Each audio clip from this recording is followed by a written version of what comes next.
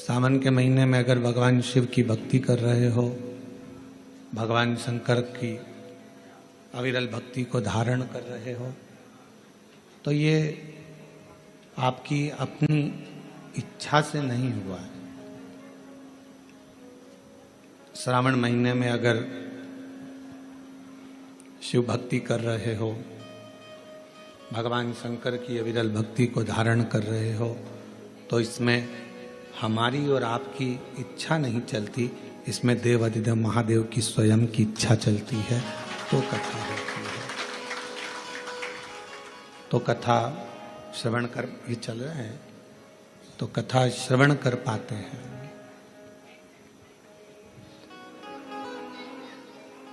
कल कथा में सुना था आपने और हमने कि शिव जी अपनी भक्ति से बल देते हैं।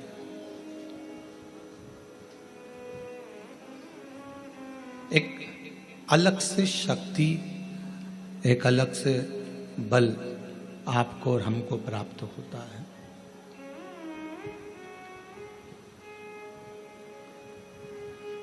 और वो बल संसार में प्रगति के लिए, कार्य सिद्धि के लिए और अपने कर्तव्य को निभाने के लिए प्राप्त होता है।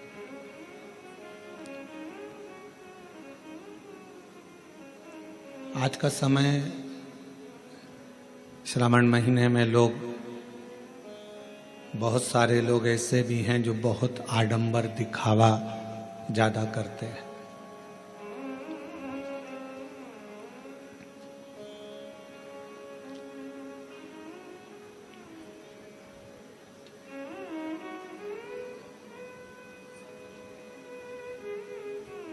पर मेरे भगवान देवाधिदेव महादेव को ना तो आडंबर प्रिय है, ना उनको दिखावा प्रिय है। आज का व्यक्ति न ढंग के कपड़े पहन पाता है, आज का व्यक्ति न ढंग से रह पाता है, आज का व्यक्ति न ढंग से खा पाता है, आज का व्यक्ति न ढंग से सो पाता है, आज का व्यक्ति न ढंग से अपना जीवन जी पाता है। क्यों? क्योंकि वो अगर वस्त्र भी पहन रहा है तो स्वयं की आत्मा की प्रसन्नता के लिए नहीं पहन रहा, दूसरे को दिखाने के लिए कि आज मैं ये कलर की साड़ी पहन के जाऊंगी तो लोग को अच्छा लगेगा, आज मैं इस कलर का वस्त्र पहनकर जाऊंगा तो अच्छा लगेगा, आज मैं ऐसे कपड़े धारण करूंगी या करूंगा तो अच्छा लगेगा। ढंग का जीवन नहीं जी पा रहा।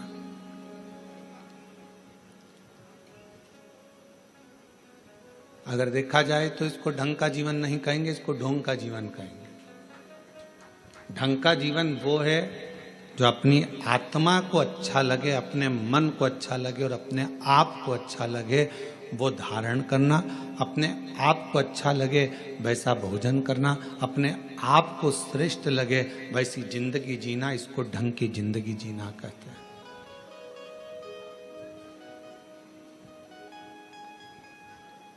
सावन चालू हो गया, कई लोग ऐसे होंगे कि हम सावन के महीने में हमने ऐसा नियम लिया, हमने सावन के महीने में वैसा नियम लिया। शिवजी ने कभी आकर आपके सामने नहीं कहा कि सावन के महीने में तुम ये नियम लेना या ये नियम धारण करना। शिवजी एक बात जरूर कहते हैं कि जैसे ही श्रावण का महीना लगे इतना जरूर करना कि किसी का दिल मत दुखाना और बन सके तो मेरा भजन कर कर शिव की शरणागति में रहकर वृद्धजन, बुजुर्गजन, बड़ोजन का आदर करना सीख जाओ।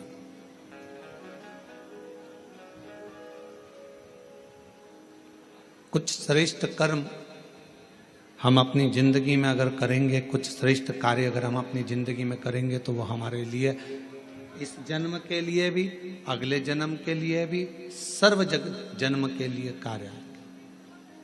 और उसमें से एक है भगवान शिव की अविरल भक्ति, उसमें से एक है भगवान का भजन। और मैंने तेरे ही भरोसे बाबा, तेरे ही भरोसे हवा बिच उड़ती जावांगी बाबा, डोर हत्थों छड़ी नाम कटी जावांगी। भोले मैं तेरी पतंग, शंभू मैं तेरी पतंग, हवा बिच उड़ती जावांगी बाबा, डोर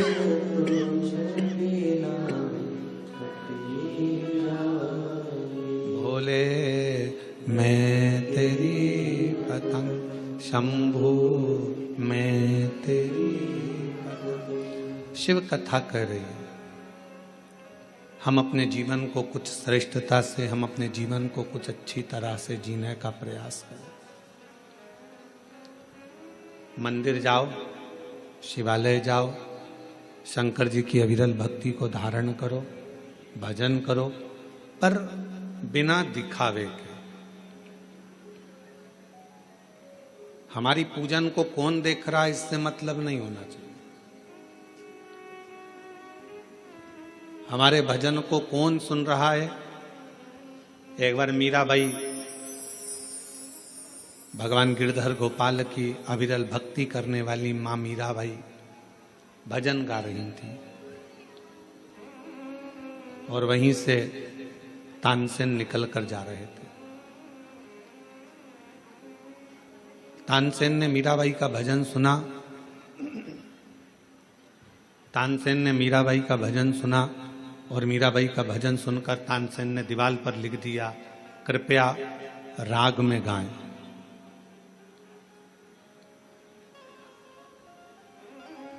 अब तानसेन बहुत बड़ा संगीतकार है।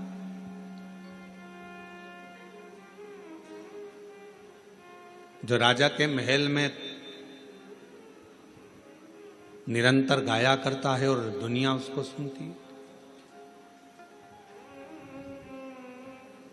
तानसेन ने दीवार पर लिख दिया, कृपया राग में गाएं। मीराबाई थोड़ी देर बाद वहां से जाने लगी और उसने पढ़ा कि ये लिखा किसने है। तो कहा, जो अकबर के दरबार में गाता है वो तानसेन, जिसको दुनिया मानती है, जिसकी गायकी को दुनिया जानती है, जिसकी गायकी को दुनिया जानती है, वो तानसेन ने लिखा है मीराबाई तुम्हारे लिए कि कृपया राग में गाएं। मीराबाई ने कलम उठाई, जहां राग लिखा था उसके आगे अनु लिख दिया। अब कौन सा शब्द हो गया? अनुराग। मीराबाई चली गई और मीराबाई जैसे ही गई, थोड़ी देर बाद तानसेन निकल कर जा रहे थे तो तानसेन ने फिर देखा कि मैंने लिखा था कृपया राग में गाएं, और अब इसमें अनु किसने जोड़ दिया। तो कहा, मीराबाई यहाँ से आवाज बिल्कुल ठीक नहीं है, आवाज गूंज रही है, साथ में बिल्कुल आवाज खींच रही है। यहां लिखा किसने? तो कहा, तानसेन निकल कर जा रहे थे और उन्होंने लिखा है कृपया। यहां तानसेन निकल कर जा रहे थे, उन्होंने लिख दिया कृपया राग में गाएं। मीराबाई ने उसमें अनु लगा दिया और तानसेन वापिस निकल कर जाने लगे। तो तानसेन ने देखा यहां किसी ने लिखा है कि अनुराग में गाएं, अनुराग में गाएं। तानसेन ने मीराबाई के चरणों को पकड़ लिया। मीरा तो बिल्कुल सत्य कहती है कि भगवान को रिझाना है तो अनुराग में गाना होगा, और दुनिया को रिझाना है तो राग में गाना होगा। दुनिया राग से रीझती है और भगवान अनुराग से रीझता है। परमात्मा को रिझाने के लिए किसी राग की जरूरत नहीं पड़ती है। परमात्मा को रिझाने के लिए किसी वस्तु की जरूरत नहीं पड़ती, किसी दिखावे की जरूरत नहीं पड़ती। उसको तो राग नहीं, अनुराग चाहिए।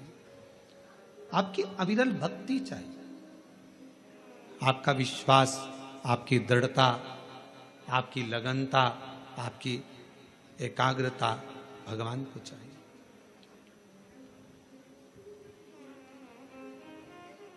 और जिसने भगवान को राग से नहीं अनुराग से निभाना, उसको प्रसन्न करना प्रारंभ कर दिया, शिव को सामने एकदम प्रकट पाओ सामने। आज आप और हम सावन के महीने में जो बहुत बहुत एक लोगों का हुजूम देखते हैं, भीड़ देखते हैं, तो जितने भी भीड़ में लोग खड़े हैं उनको एक बात का स्मरण होना चाहिए कि आप उसके मंदिर में खड़े हो जिसको आडंबर पसंद नहीं। आप उसके शिवालय में खड़े हो जिसको दिखावा पसंद है। आप उसके सम्मुख में खड़े हो जिसको किसी वस्तु का मोह नहीं। मोह होता तो सोने की लंका रावण को नहीं देते। मोह होता तो माता लक्ष्मी की मां ख्याति देवी भगवान शंकर के साथ लक्ष्मी जी का विवाह करना चाहती, पर भगवान शिव ने मना कर दिया कि मैं लक्ष्मी से विवाह नहीं करूंगा। अगर मोह होता तो लक्ष्मी से विवाह होता। सोने का महल होता, मोह होता तो कुबेर को जो धन दिया वो सारा धन शिव का होता। पर भगवान शंकर मोह को त्यागे हैं, काम को जलाकर भस्म करने वाले हैं, आसक्तियों से दूर है। तृष्णा वासना ये सब मेरे शिव से बहुत दूर है, ये उनके पास है ही नहीं। और शायद इसीलिए शंकर की भक्ति करने वाले को सबसे पहले शंकर भगवान खूब परखते हैं। एक एक रिश्तेदार को परखा देगा मेरा शंकर भगवान, एक एक व्यक्ति को परखा देगा शिव।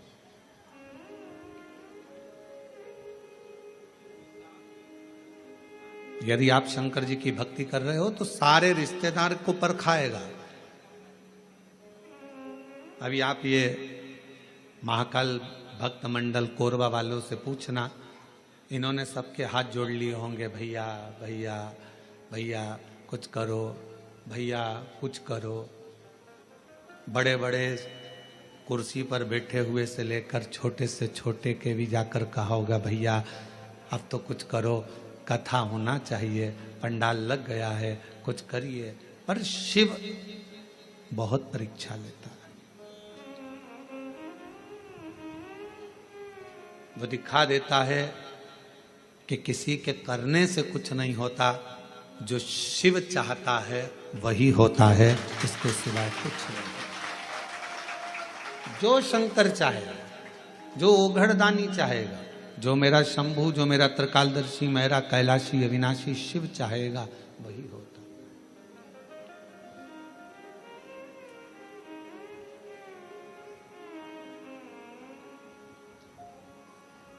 लाख कोई बुरा चाहे तो क्या होता है, वही होता है जो मेरा महादेव महाकाल चाहता है, वो चाहेगा। एक एक को परखाता है मेरा शंकर भगवान, एक एक को पूर्व की परीक्षा लेगा सबकी।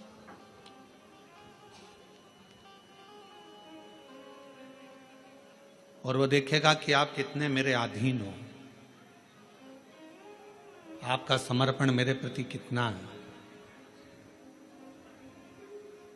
आप कितने मेरे अधीन हो, कितना समर्पण है, कितना भजन करते हो, कितना स्मरण करते हो, कितना कीर्तन करते हो, कितना मंत्र जाप करते हो, वो देखेगा, वो चेक करेगा। और कितनी सुंदर बात कही हमने, पहले भी कथा में कही, आज फिर कोरबा की इस ऑनलाइन महापुराण कथा से सावन के महीने की सोमवारी पर फिर कहते हैं, अगर शंकर जी का मंदिर तुम जा रहे हो, शिव जी पे जल चढ़ाने के लिए जा रहे हो, तो निवेदन है बीच में तुम्हारी मौसी, काकी, मामा, फूफा, सहेली, रिश्तेदार का नातेदार, बेस्ट फ्रेंड किसी का भी घर पड़ जाए, शंकर के मंदिर जाते समय और शंकर के मंदिर से वापस घर आते समय किसी के दरवाजे पर मत रुको, सीधे अपने घर पर ही रुको। उसका कारण क्या है? आपको मालूम होगा कि ये सोमवार का दिन, सावन के महीने का सोमवार इतना प्रसिद्ध क्यों है? श्रावण के महीने के सोमवार का इतना महत्व क्यों होता है?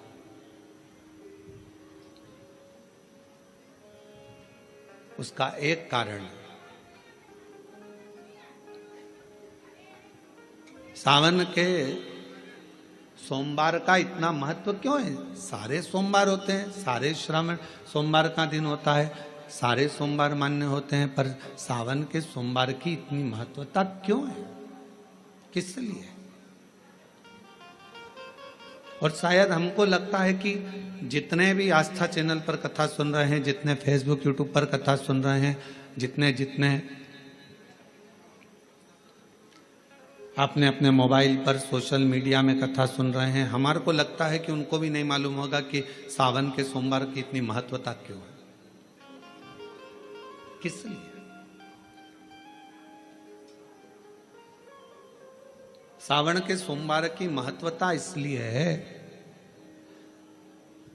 कि भगवान देवाधिदेव महादेव का विवाह ख्याति देवी लक्ष्मी जी से करना चाहती थी, पर माता लक्ष्मी ने, भगवान शिव ने माता लक्ष्मी का चेहरा देखा, पढ़ लिया कि ये तो भगवान नारायण का स्नेह है, और भगवान नारायण लक्ष्मी जी से विवाह करना चाहते।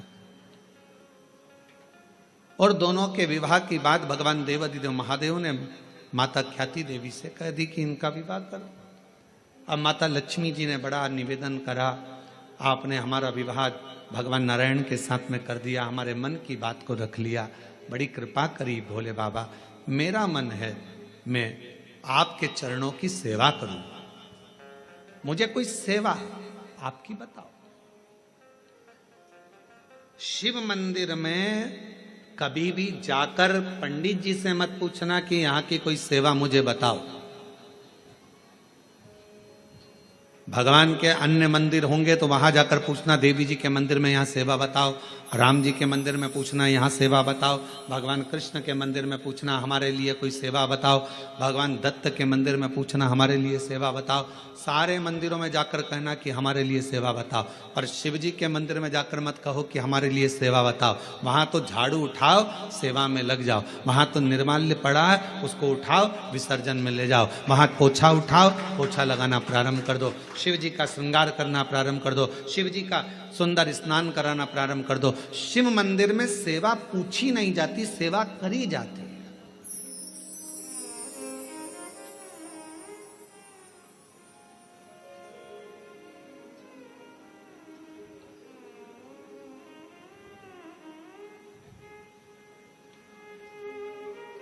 वहां सेवा करना पड़ती है। एक राज सिंहासन पर बैठने पर, एक कुर्सी पर बैठने पर, एक पद पर बैठने पर आपका कर्तव्य है कि आप बीच राह में से निकल कर जा रहे हैं, राज्य में से निकल कर जा रहे हैं, कोई दुखी आपको दिख रहा है, कोई गलत कार्य हो रहा है, आप अच्छे सिंहासन पर बैठे हैं, पद पर बैठे हैं, कुर्सी पर बैठे हैं, प्रतिष्ठा में बैठे हैं, आपकी बात दुनिया मानती है, तो आप उस गलत चीज को, गलत काम को हटाकर कुछ अच्छा कर सकते हो। आपको करना है, आप सेवा के लिए तत्पर रहें।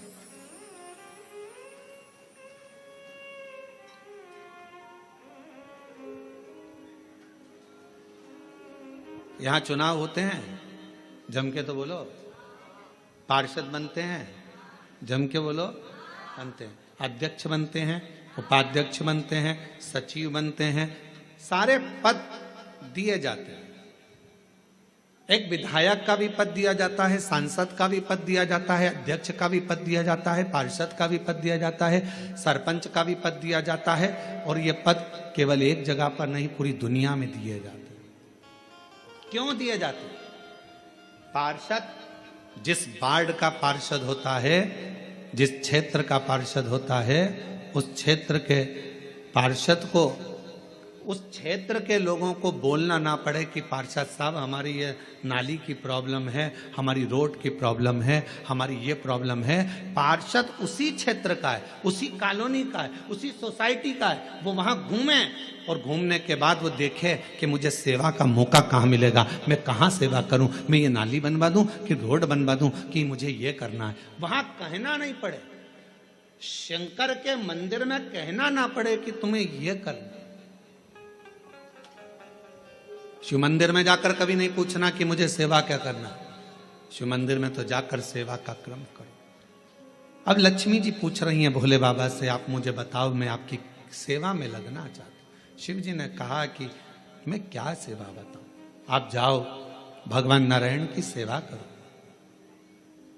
पर लक्ष्मी जी ने सोचा कि देवाधिदेव महादेव मुझे सेवा नहीं बता रहे हैं। सावन का महीना था, सोमवार का दिन था। माता लक्ष्मी पूरे सावन के महीने में शिवालय में जाती, शंकर जी के कैलाश पर्वत पर जाकर खूब सेवा करती, खूब।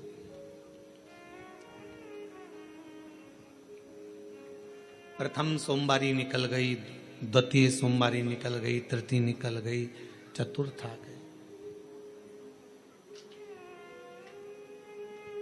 सोमवारियां निकलती चली गई। सावन का आखिरी सोमवार, देवाधिदेव महादेव प्रसन्न हो गए। लक्ष्मी को बुलाया, हे लक्ष्मी, पूरी दुनिया में केवल महासंबोधन मेरे नाम के आगे लगा है। लोग मुझे देवाधिदेव महादेव कहते हैं। सारी पुराणों को केवल पुराण कहा जाएगा, पर शंकर की पुराण को भी महासंबोधन से संबोधित किया जाएगा, शिव महापुराण। लक्ष्मी, मुझसे जो जुड़ा हुआ है, मेरे नाम के आगे महासंबोधन लगा हुआ है, लोग मुझे महादेव कहते। पर लक्ष्मी, तूने पूरे श्रावण के महीने में मेरी सेवा करी है, और आज सोमवारी के दिन तूने मेरी अविरल भक्ति को धारण करा है।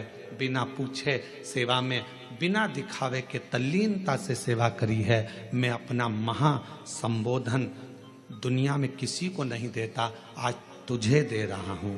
और लक्ष्मी केवल लक्ष्मी नहीं रही, उस दिन से लक्ष्मी मां लक्ष्मी। लक्ष्मी केवल लक्ष्मी नहीं रही, उस दिन लक्ष्मी महालक्ष्मी के संबोधन से प्रकट हुई। आज महासंबोधन लक्ष्मी जी को अगर किसी ने दिया तो भगवान देवाधिदेव महादेव ने दिया। और वह महासंबोधन कब मिला? सोमवार की इस श्रावण के सोमवारी के दिन, जो हम व्रत करते हैं, साधना करते हैं, उपास करते हैं, अर्चना करते हैं। पूरे वर्ष आप सोमवार का व्रत करते हैं कि नहीं करते वो पता नहीं, पर सावन के महीने में 4-5 जो भी सोमवार पड़ जाएं, अगर आपने व्रत कर लिया, व्रत को धारण कर लिया, या शिवालय के जाकर भगवान शंकर की आराधना कर ली, तो पूरे वर्ष के सोमवार का फल सावन के महीने के 5 या 4 सोमवार में प्राप्त हो गया।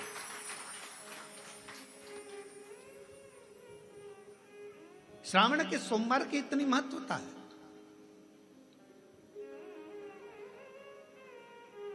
कल एक बहन ने पत्र लिखा था कि सावन महीने की इतनी महत्वता क्या है।